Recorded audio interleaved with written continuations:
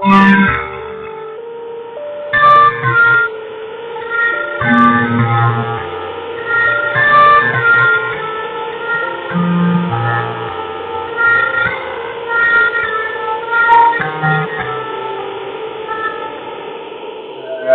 back, everybody. Welcome back. I'm Matt. I'm Jimmy. And we are Two Average Guys. Here to talk to you a little bit about what we just saw on Saturday yesterday. Ross, welcome to the show. Glad you joined us. We knew you'd be here today. We're going to talk about the game yesterday, and we'll probably touch a little bit on just college football in general because a lot of kind of interesting things going on right now. Right. Getting down to the wire. It is, and unfortunately, we only have potentially 3 more shows this year, including today. Obviously, we'll sprinkle in a few here and there. We usually do something for the bowl games. Yeah. Whatever. We'll probably have a bowl pick'em as well, so make things fun and interesting in the off season. Yeah. But let's go ahead and talk about our beloved Huskers yesterday. So, we took the loss. We lost by 16 to Wisconsin. Our offense kind of got kicking early in the game. I mean, we went down. We took the lead, then they tied it on right away on the special teams kick return. Yeah, you can't let that happen. I mean, that was one big thing that went against us yesterday. Yeah. Between that and the interception that Martinez threw. Mm-hmm.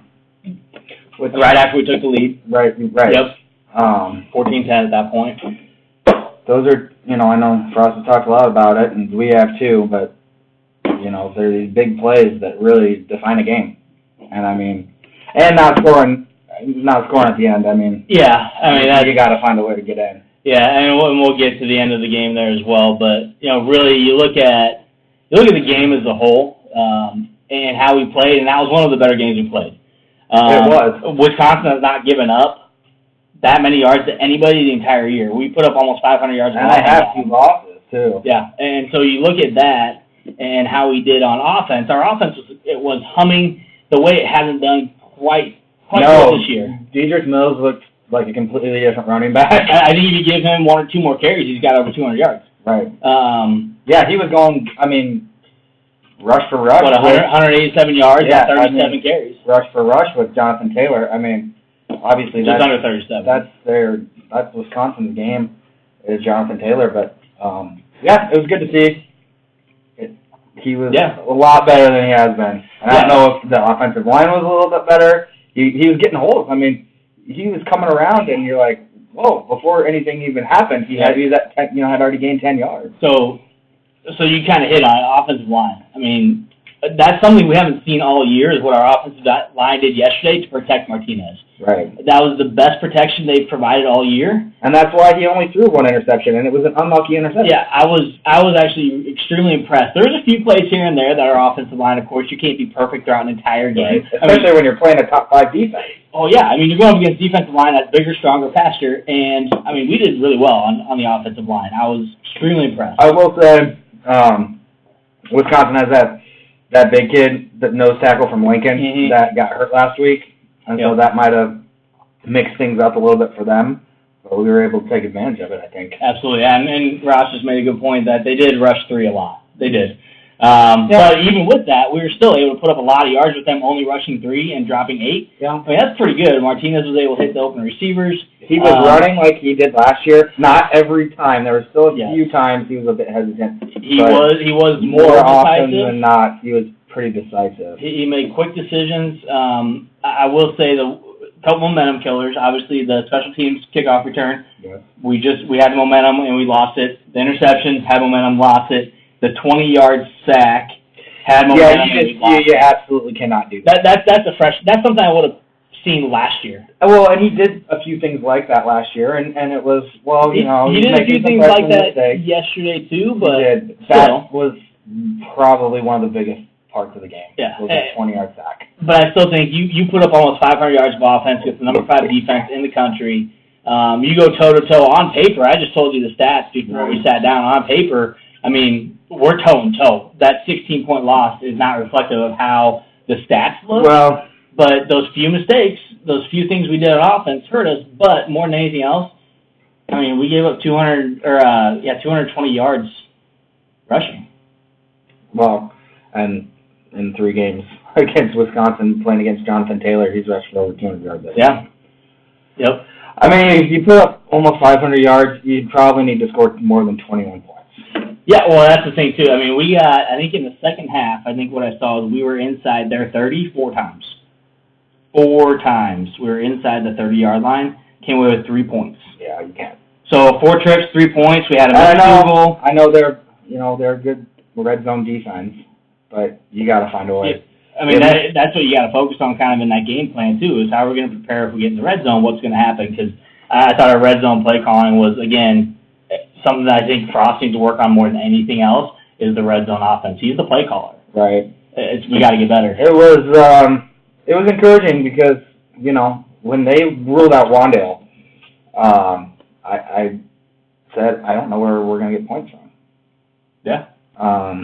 And 2 of our best defensive linemen didn't play. Yeah. And they were actually almost, maybe not better, but it was good to see guys like Garrett Nelson in on every tackle. Oh, yeah. Freaking beast. I love the dude. Yeah. I mean, he got his black shirt. So right. Damian Jackson, he got his black shirt.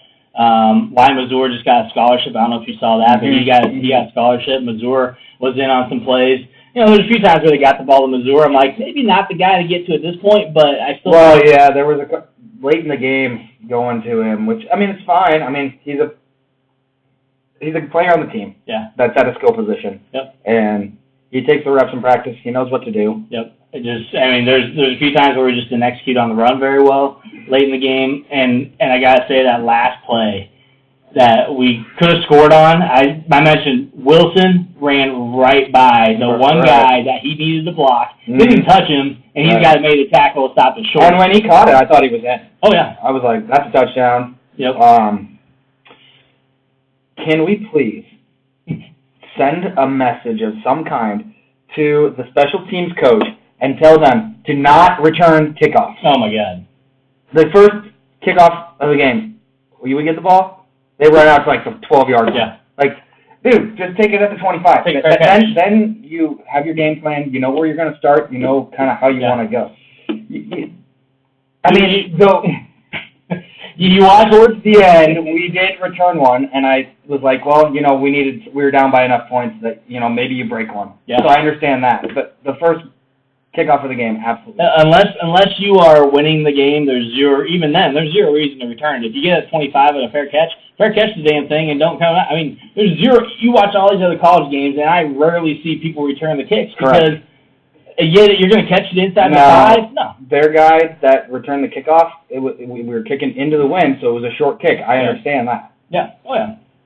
But anyway, I just had to make it. Yeah. Ross mentioned they wanted to make Martinez beat him with their arm. Well, he did with his arm and his leg. We beat him in pass yards, and really he had a great rushing game as well. He had a couple really long rushes.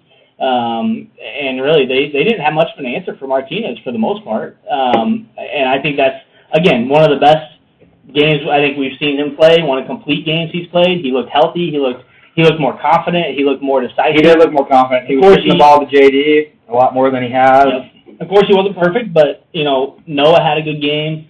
Mike Williams did a great job blocking on the outside. Cade Warner did a good job blocking on the outside. We got to see some things that we haven't seen really the entire year on offense, and it was kind of good to see them humming the way they were, and look more consistent. There was more than once I said, man, if we looked like this against Illinois or Purdue, we would have hands down won that game. Oh, yeah. Won those games.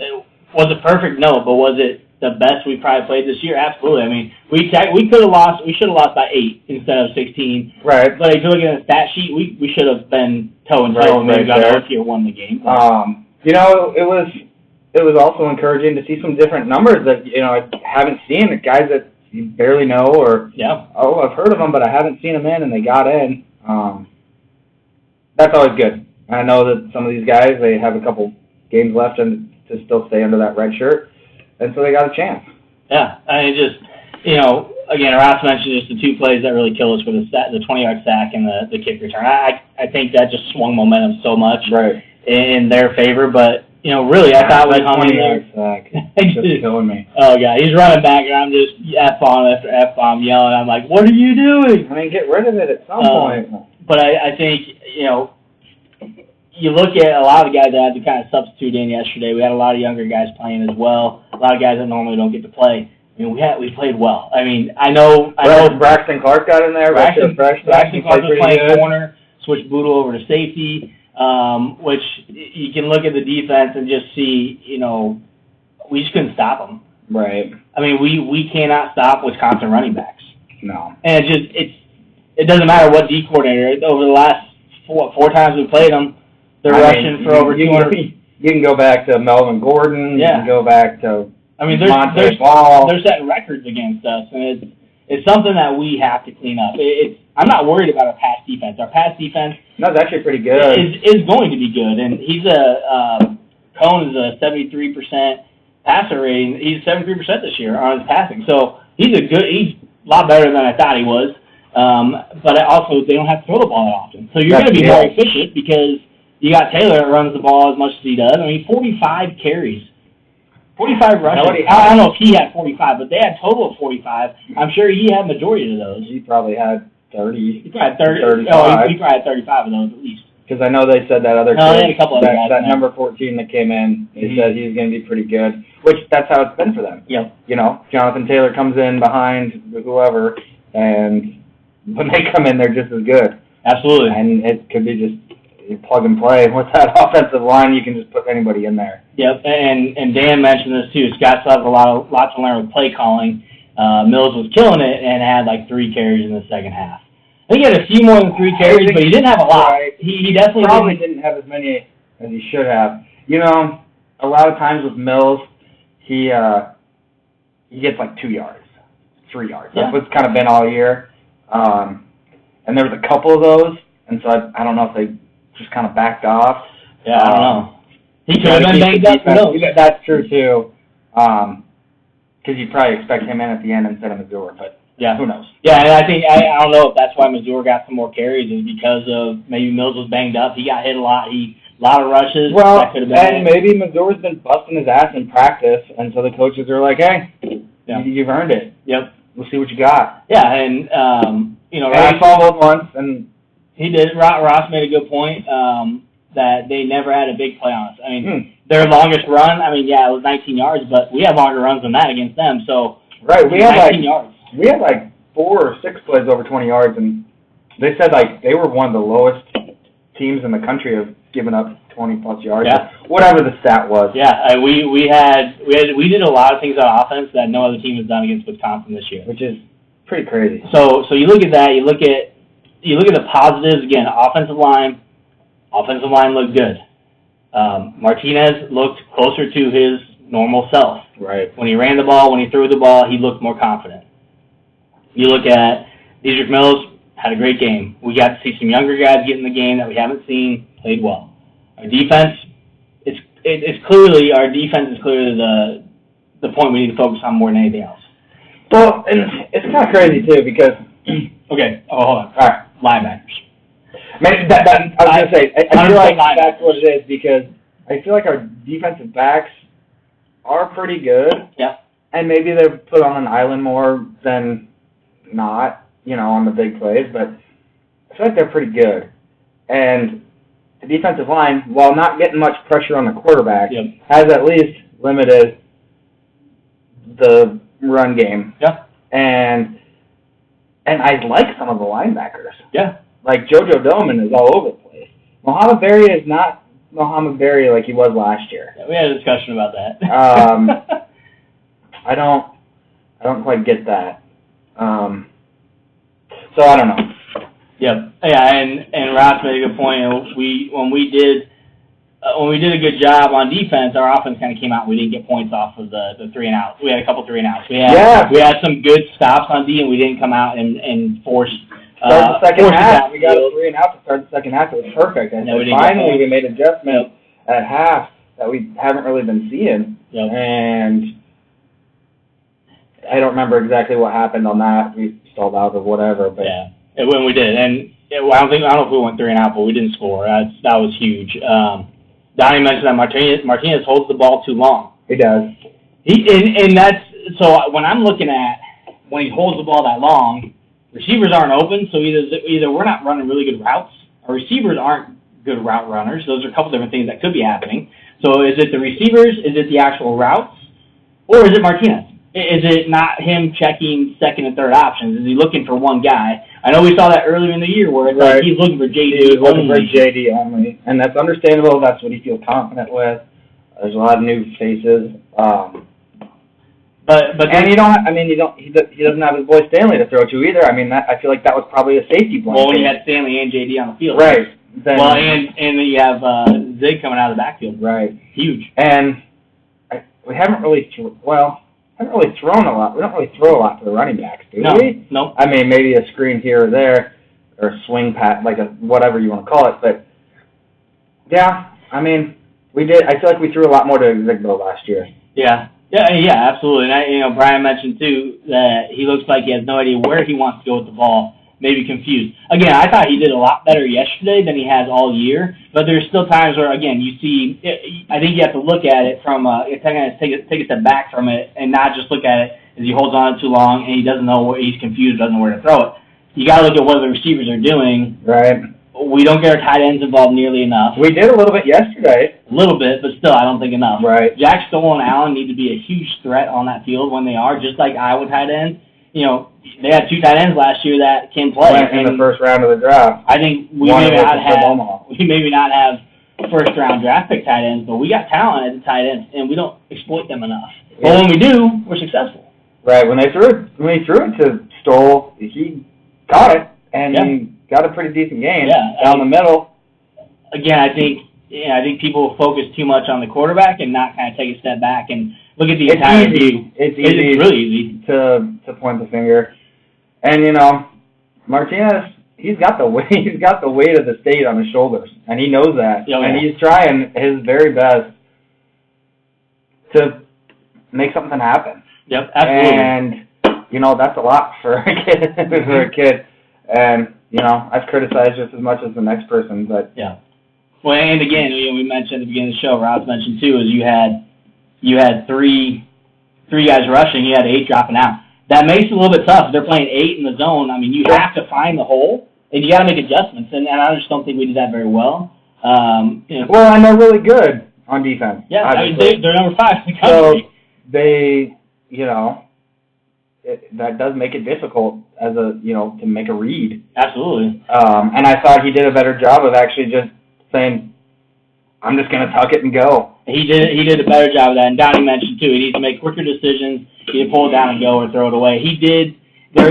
I think that's better yesterday than he has been. But there's still definitely, I can agree with the throw it away. There's times where he doesn't throw it away early enough, and he tries to do too much, and he gets caught up, and you lose 20 yards. Or he tries to throw across body and make something happen. Makes a bad throw, yeah. So they shouldn't do. I think some of that decision-making is still growing pains from him just being a young quarterback. And he's been dinged up. Yeah, and so, but, again, there are things that he still needs to work on. I think everyone knows it.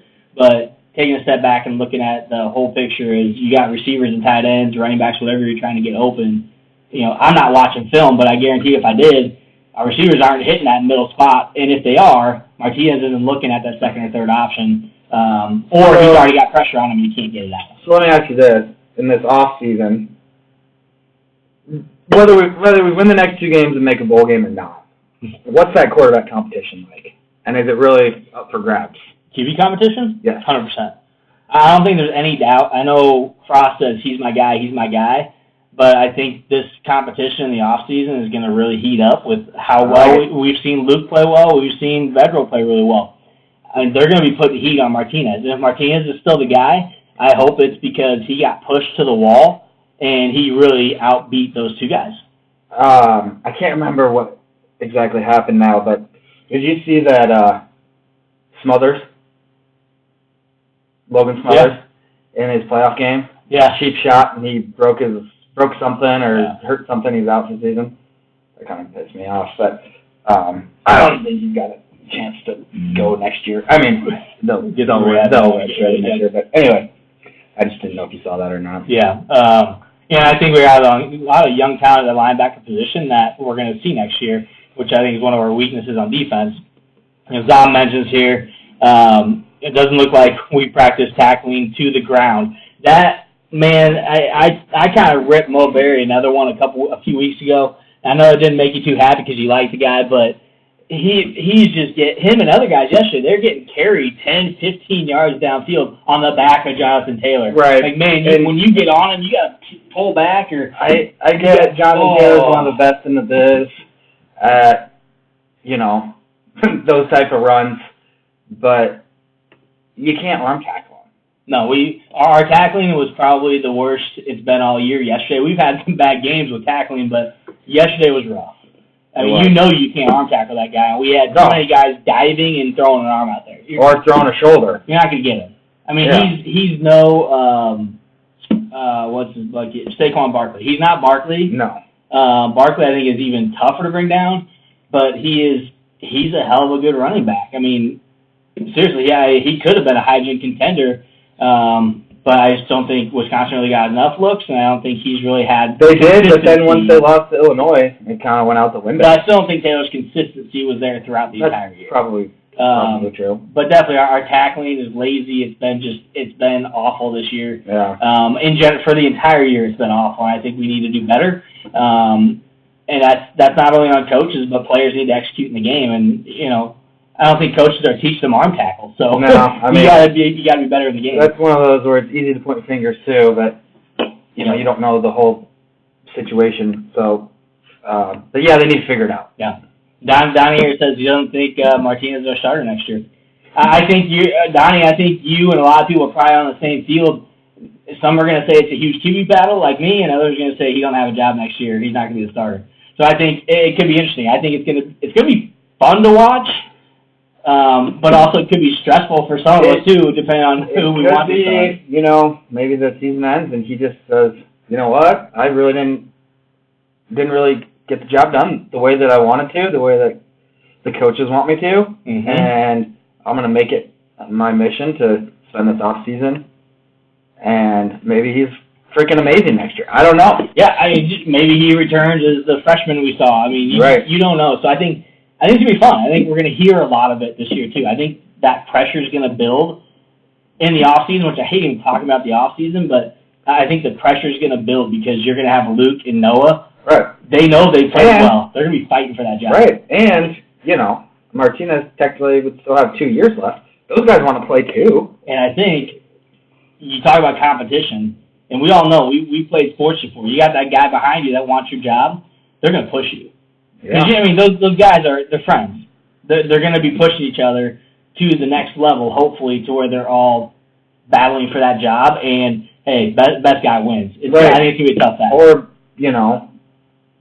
so then one goes out, and the way that the style of offense we have, they're prone to quarterbacks getting hurt. So those guys are going to be right there, ready to go. Yep. If Luke gets hurt or if Martinez gets hurt, I mean, whatever. It's a better quarterback situation than we've been in for quite a while, I would say. So a couple of things I got to point out. I didn't know this. Maybe you heard it, but Max, welcome to the show. He said, "What happened to 2 a.m.? What happened to Martinez?"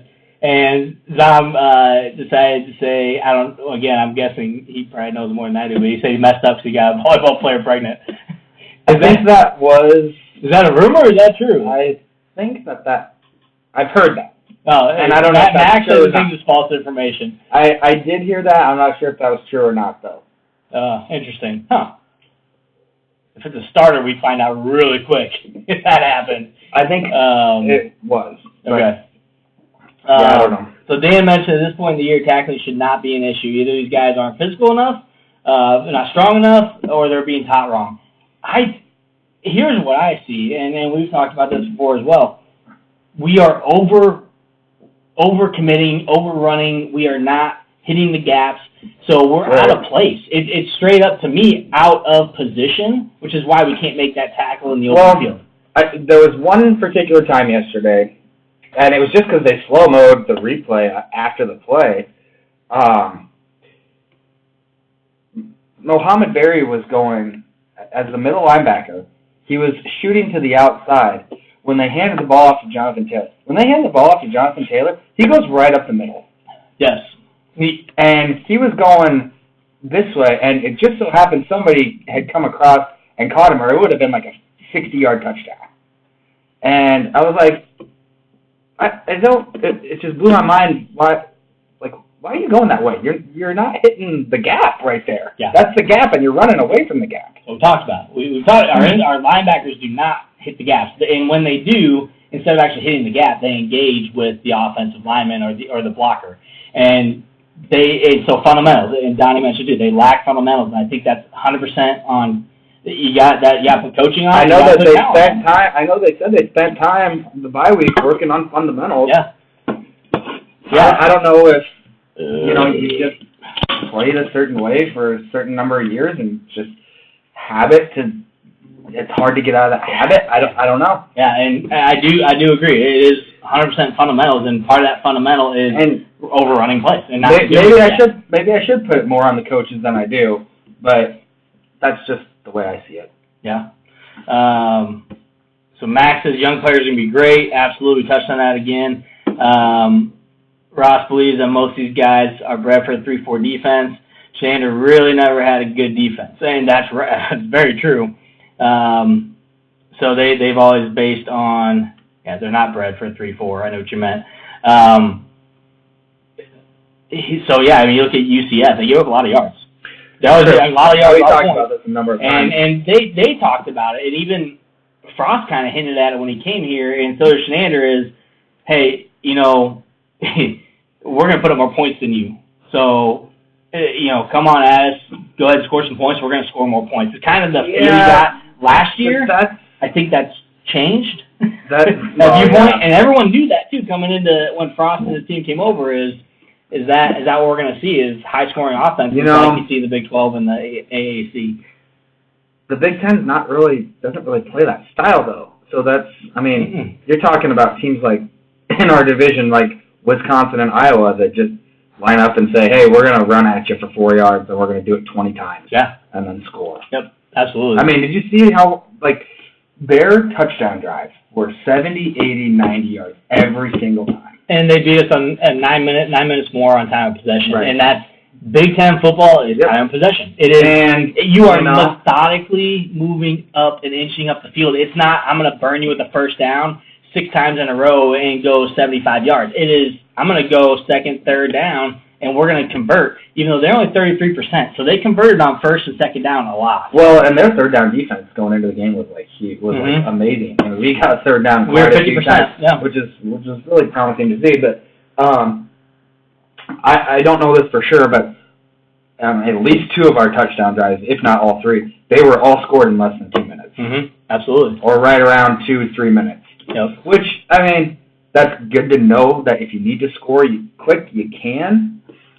But, we got to get to that methodical. They have 9 more minutes possession. Yeah. That wears the defense down. Yeah, you got to get more time on the field, and that's just not what Frost and his teams are looking for. It will be interesting. I don't think a change is going to be made after this season, but Frost gets the 2-year extension, which is good. I agree. I agree with it. I think, obviously things haven't been perfect yet, but you got to build it. But it will be interesting to see if he makes any changes. To the staff. Yeah. So Nathan mentioned, we wouldn't be really talking about this if our offense was scoring. You're 100% correct. If our offense was scoring, was doing what our offense did last year, then we wouldn't talk about it. At the end of the year, yeah, absolutely. Because I think we'd be outscoring people. Zom also mentioned that people need to lay off Shenander, for at least another year. And I've kind of been talking to people about this because he's got 8 of the 11 starters. He's saying somewhere around there are Riley guys. That's true. So you are looking at some of Riley's guys who had 2 or 3 different coordinators, and we've had 5. This is the 5th defense coordinator in 4 years. So you're seeing some guys have gone through 5. Eric Lee's gone through 5 coordinators. That's hard. That is a hard thing to do because we switched middle of Riley. We had Banker, and we switched to Dumbass, whatever his name was. Dumbass works for me. But so we've talked about this a little bit as well. Is people really rag on Chins, and I think his style is going to have to change because of the Big Ten and the way that he wants. We're going to have to figure something out. We still need interceptions. We still need strips. I think that's great. We still need to teach that, but we got to do better elsewhere on the field. I'd say you probably give him somewhere between 3 to 5 years once the majority of your players that you brought in to fit your scheme, you know, if we're still seeing this same thing, I mean, there's obviously going to have to be a change made. Yeah. I know McKenna last year said every single week, fire him, yeah. But we got to get a lot of the guys that they want in the field, and you will see if things change. Right. Nathan said bad kicking game. Someone, I think, I can't remember who said our kicking game is awful again. Yes, we know. Play calling the red zone's been awful, so we put ourselves in a position, knowing we don't have a great kicking game, to have to kick it when we really need to start scoring more TDs in the red zone. Pickering was really good at the end of last year, and you know, then he was hurt, and it's tough to kind of get back into a rhythm when you're out half the season. So absolutely. Donnie, you might need to clarify. You said Coach Frost isn't going to get us there. Get us where? You're talking about the playoff? You know, I've been talking to a couple people, and we're 4 years away. Not now, but I think we're another 2 years away, which is our hardest schedule in 2021, from potentially being the team that Husker fans want to see. Yeah. Can we win the West that year? That's probably one of our toughest years, but as far as division, yeah, we can probably win the West that year, but we might be looking at year 5 when we actually win the West and have a shot to do anything more than that. Well, let me ask you this. I mean, how many teams have made the playoff? Not that many, because the same ones making it. Same ones are making it, yeah. I mean, until they go to 8. Yeah. But, and again, we've talked about this. And my thoughts on it is the playoff is almost ruining college football. It almost kind of does. You're right. You know, you can see it in many different ways, but when you have a 9-3 season or a 10-2 season, don't make the playoff, your season was not successful. And that's and not only that, but you're a team like Oregon, and you know, obviously now it looks like they still have a shot, but they lose the first game of the year to Auburn, who's now starting to lose a couple games, and they're going to lose at least one more. I mean, on paper, it looks like it'll shape up Utah versus Oregon in the Pac-12 championship. They're both 1 loss. The winner should be in, or could be in, but I mean, how many people wrote them off after they lost their first game of the season, unlike a last-second touchdown that they gave up, and that kind of ruins it. You got to win every freaking game. Yeah. I mean, that's the only reason why I have said that I wouldn't be opposed to 8 teams, because then if you win your conference championship, just like in any other sport, you can have 20 wins and 15 losses in basketball, and you can win your conference tournament and make it to the end. Well, and here's where I get hung up, and it's you see a lot of bias out there. I mean, Florida's still ranked like 9th now in AP. But you got teams like Georgia who lost. I know they only got their 1 loss, but they lost to I don't even know if they won yesterday. They probably lost, or they had a bye. Either way, sure. I mean, they are a 6-loss team as of last week, and they beat them at home. Okay, I think we're good now. Anyways, so it was right, and I mean, you see that, it's like, how are they number 4 ahead of Alabama? Alabama lost to a better team. I don't know. And now they're going to be playing in the SEC championship game. Well, they are, and you know, Alabama lost Tua, so that could make things change in the minds of some people that are in a position to make a big decision. But absolutely. You know, how do you decide? I mean, Oklahoma was losing by 25 points. Yeah, they came back. That's cool. Yeah, a huge comeback. But you lost to a K-State team now that has lost a few games. K-State's unranked now. I mean, they're unranked. So, I mean, how are you supposed to decide who makes it in? Absolutely. Yeah, and a couple of different comments I want to get to. Zom mentioned that the Big Ten is good this year. I mean, the Big Ten is really freaking good. The Big Ten is getting better. Look at Indiana. Look at Illinois. Look at Minnesota. Yes. Minnesota slipped up yesterday, but you know that means Iowa's pretty good too. Iowa's decent. I mean, Wisconsin's good. Penn State's good. Michigan has done better. Pretty good, actually. They've done better than they started off. Patterson's doing better. And you got, of course, Ohio State. I mean, you have teams that are playing really well in the Big Ten right now. You still see all the SEC bias, but, you know, right now, Big Ten, I think, is probably the best conference there is out there. When you somebody that was saying that yesterday. We're not nearly laughing at them. We're not nearly as top heavy. I mean, you got 8 teams probably from the Big Ten. SEC is extremely top heavy. Huge. And then there's another comment about Frost and just looking at the guys that are playing that are their guys and watching them play now, like Wandale. Diedrich is a transfer, but still he's their guy. Martinez, who we know what he can do. Garrett Nelson, some of these other guys that are getting in the game and playing well, that's a bright future. I mean, you have to be excited, and I think I can't remember who it was, Donnie maybe, mentioned that, 2 years from now, year 4 is really going to be the year where we should see a huge jump in production and improvement because we're going to have 4 years of Frost and their guys playing. True. We got a ton of red shirts we don't even talk about because we don't see them on the field. Receivers, D-backs, linebackers. Well, Jackson Hanna is going to be a hell of a good linebacker for us. Right, well, and it's tough because, we've talked about it, but how many of these guys could potentially be in there, but they're just either redshirting them, or they're just giving them, they're not strong enough, big enough, strong enough, fast enough. Ty Robinson got in a little bit. Maybe, we got Jimmy Fritz. Maybe they just don't know the playbook all the way yet, so you don't want to throw them in there, and then, they're confused, and, all that type of stuff. So, I mean, how much of that is going on? Yeah, absolutely. That's why making a bowl game is big, because then you get another month of practices. And you see commits, too. I mean, we had a lot of commits. I think that game yesterday, we're going to get more guys committing after that game. There was the 2021 commit. That was an offensive lineman. 3-star out of Iowa. What I was very excited about yesterday, not necessarily excited, but I wasn't really sure what to expect, especially when they said Wandale was out. I was like, this could get ugly. Yeah.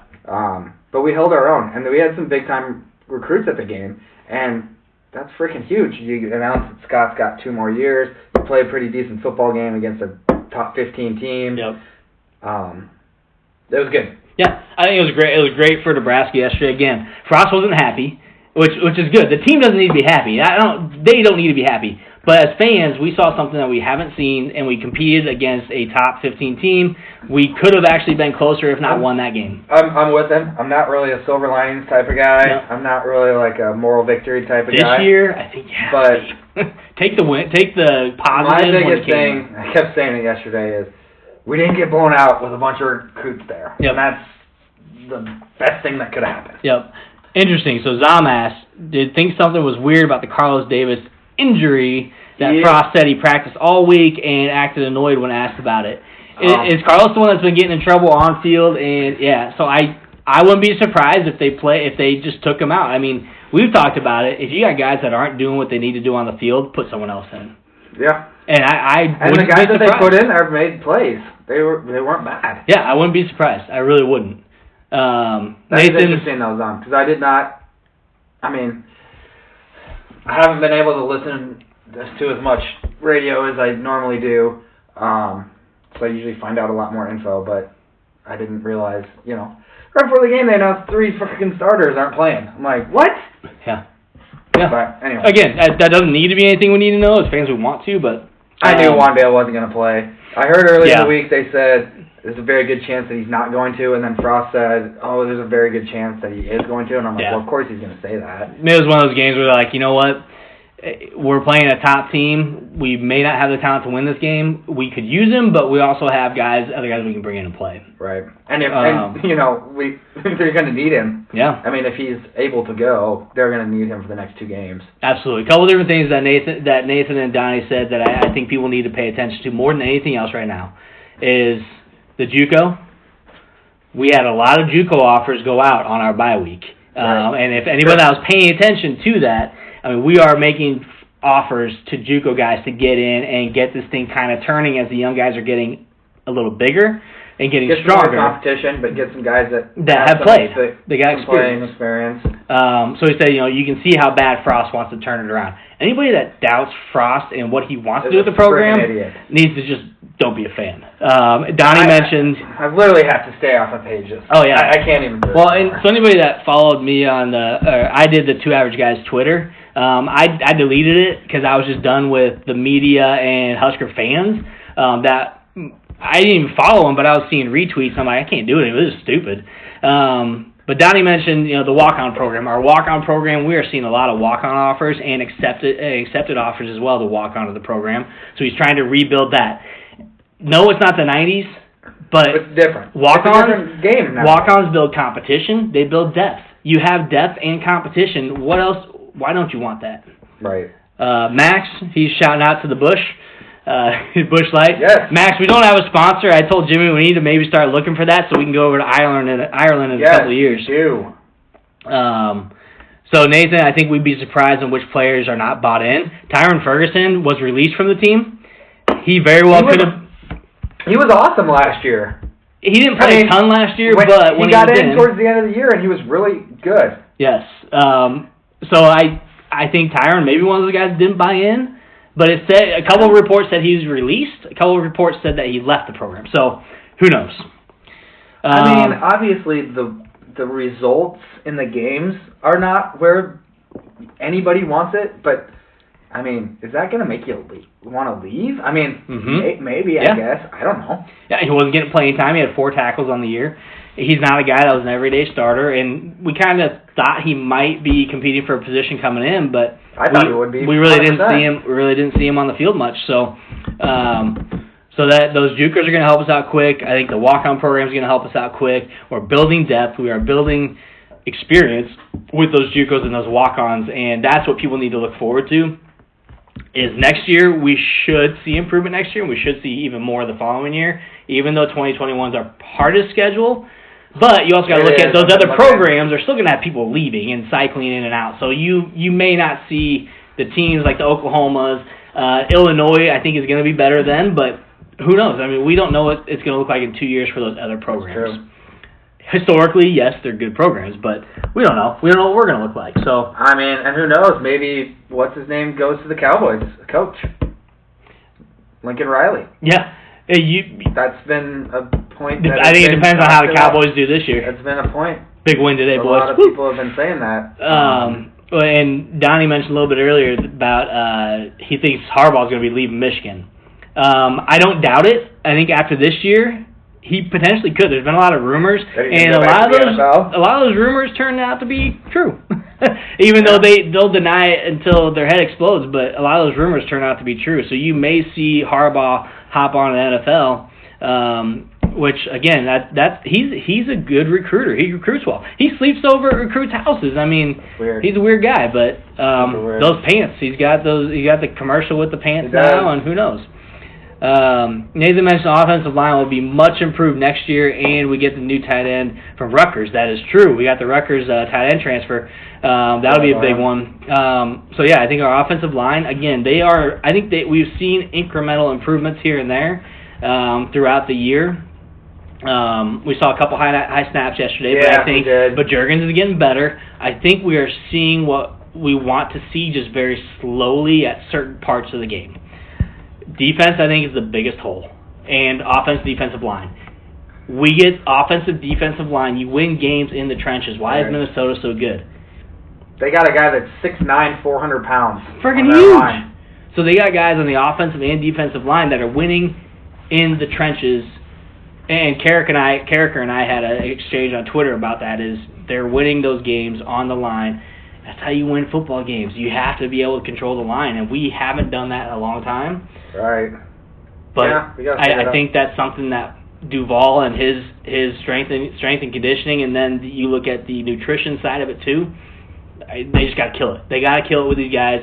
Again, I don't want to hear about the gains in the off season. I don't care about it. I don't care. I want to see the guys produce on the field. So we'll see. We'll see what happens. Let's get a couple other comments here. Max, 70s and 90s, our players always got in trouble, but we won that. We won nationals, won the Natties, didn't we? You ain't wrong there. And a lot of people are like, with all the weed, Nebraska being Nebraska, getting back to the 90s and letting shit go. It is what it is. Marijuana's not a concern to me. That is funny. Donnie mentioned you can see this team turning the corner. I think you can. I think you're seeing, we talked about the young guys. You're seeing the young guys getting their chances and doing what they got to do. And they're almost kind of stepping up as leaders. Yeah, I mean, they are talking about the older guys, and they're not scared to tell them, do your job. Like, Garrett Nelson's in tears getting his black shirt because he's been busting his ass. He's the first freshman in 5 years to get his black, or 4 years. 2014 or 15, I can't remember which year it was. But he's the first freshman to get a black shirt. And a lot of people might say he doesn't deserve it. A lot of people think black shirts should be stripped. It's more than what you do on the field. It's about your leadership as well. So whatever you want to believe about the black shirts, I think he earned it because of leadership, and he is playing his balls out every play on that field. The crazy hard worker. So then those guys are in on tackles. Oh, a freak athlete. I mean, I think he's psycho, but just good on the field. Yeah. He's just a madman, and I think he's going to let it loose. Max is out. Take it easy, buddy. We're almost done here, too. Yep. Anyways, it's been fun chatting with you guys. I mean, I don't really have much more. I think... Oh, hold on. Here we go. Zom says, be a decent ending of the season to beat Maryland, to beat Iowa, and get to a bowl. It would. Maybe win the bowl game, too, would make the year a lot better. I don't disagree, and... Here's what I saw. Maryland is definitely a winnable game. We've had a lot of those this year. But I think yesterday should give us confidence going into our next two games because of how we played against. Hey, you play like this against a team that's a lot less than Wisconsin, and then you should win. Now, Iowa's going to be a tough game. We know that. It always is. Absolutely. Iowa, I watched a little bit of that game yesterday. I actually watched a good chunk of it. I watched a decent amount of it. Nate Stanley is good when he's in the pocket with protection and nobody rushing him. If you get pressure on Nate Stanley, that's where Iowa is not good on offense. Iowa fans have been pissed about the offense all year. Right. Because they don't put up a lot of points. They don't. They're not successful in the run game. They're not successful in the pass game. They thought Nate Stanley was going to be like a Heisman potential candidate. He's not a bad quarterback, but if you put pressure on Nate Stanley, he's going to mess up. He's not going to make those completions. Right. He's going to hurry the pass. He's going to miss his receivers. And that's what we're going to have to do. I mean, that focus in that Iowa game is get pressure on Stanley. Well, and we're going to have to get some offense going because their defense is good. Yeah. But look what we just did. I think if we get 500 yards of offense against Iowa, I think we win that game as long as our defense puts pressure on Stanley. Yeah. They got a couple really good wide receivers. I can't remember off the top of my head any other players, but oh man, one of the guys actually had a really good game. But I definitely think, Nick, that if we can win both those games and go to a bowl game, absolutely, it turns the landscape of this season into a positive, kind of like we did last year. How we ended the season, even though we still went 4-8, we still had a much better second half. The way we played yesterday, carry that momentum in the next two games. If we can win those two games and get to a bowl, which we can, Husker fans, we can do it. My God, think of what that does for recruiting. Think of what that does for next year and how much that changes Husker football for next year. Yeah, 100%. We've been saying it for a while. We need to get 6. And now we got 2 games left and we need 2 wins. Yep. So, I know it's a lot of ifs. What if this happened? What if this happened? Or we missed this. But really, again, you look on paper, that game shouldn't have been a 16-point game. You look at the one turnover we had and the one turnover they had, both turned into 7 points. So that wasn't a difference maker. The turnover wasn't, although it was momentum killer. Yeah.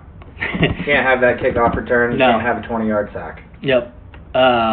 We finished out like we played against Wisconsin. It's going to happen, says Donnie. And Nathan, can you imagine beating Iowa and getting to a bowl game? I mean, that would just be like icing on the frickin' cake. We could do that to win our last game and get to 6. Husker fans, Nathan, Donnie, Ross, Nick, Max, everybody that's been involved. Brian was out there today. We appreciate y'all. Brian and there's one more. Anyway, Dan. Thanks for tuning in today. It's been fun. We're glad to be back talking Husker football. I'm glad we have positive things to talk about today. Yeah, we haven't had much of that. Yes, and so I feel like we saw a lot of positives yesterday. And again, 2 more games. It's sad, but at the same time, we got 2 more games coming. So well, and not only that, but it's just college football as a whole will be interesting in these last couple of weeks. And who are they going to put in that 4th spot? Yeah. Does Clemson really deserve to be there? Who knows? What if Minnesota wins out and beats Ohio State? I don't think that they will. Yeah. But never know. You never know. Donnie, thank you. So one more thing, I want to put a plug in there for Nebraska Greats Foundation. Yes. They have a special going on with $39 to kind of become a member, a donor to the Nebraska Greats Foundation, help out injured players.